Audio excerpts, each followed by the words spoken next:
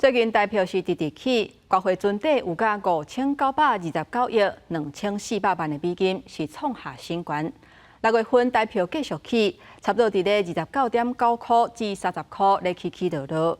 有国内银行就讲，5月份换日票的是比去年同期还佫较济。不过因为台票起，嘛惊会去冲击到传统的产业。都有学者呼吁政府，希望甲部分的主权基金摕来协助产业做升级甲转型。讲到上爱去佚佗的国家，日本是真侪民众心内第一。拄到5月新台票强势升买7%，加上日票现钞卖出的绩效出现0.2块的好绩效，吸引真侪民众赶紧换钱。国内银行表示，5月换日票的趋势是比去年同期成长。总比存在银行里面也不会变，利息也很少啊。那你干脆换，然后还可以就是出国。日币有考虑，最近要去日本玩，会选时机再进场。对去日本佚佗的民众来讲，台票起是上好的。不过对于传统产业甲受险等产业，却是笑袂出来。敢若顶个月2日，新台票浪2厘外，出现日头收伫29.935，这波升达一直延续到6月7。有学者认为讲，面对新台票起，按算台积电顶大厂阁经会过，不过毛利率比20%较低，产业压力就真大。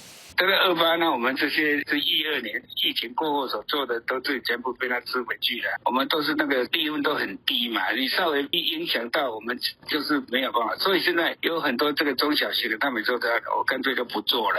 学者表示，传统产业当面对日票变薄、制造业压力上升，还有全球供应链重组，增加海外成本，中国以削价大量销。最近阁有关税甲新台票升达5大压力，建议政府会当用主权基金协助传统产业。政府应该是有跨部会一个协助传统产业2次升级转型，从补助、租税优惠、辅导，从资金的一些挹注，协助传统产业渡过难关。要不然下半年到明年的传统产业会面临很大的一些，比如说无薪假，甚至有一些倒闭。就惊汇率的损失继续扩大，国内有真侪产业呼吁中央银行是有责任稳定汇率。学者烦恼讲，若准中央银行上过头干涉，恐惊对台美关税谈判不利。建议政府短期内要有救急的方案，长期是协助传统产业二次升级转型。公司新闻采访报道。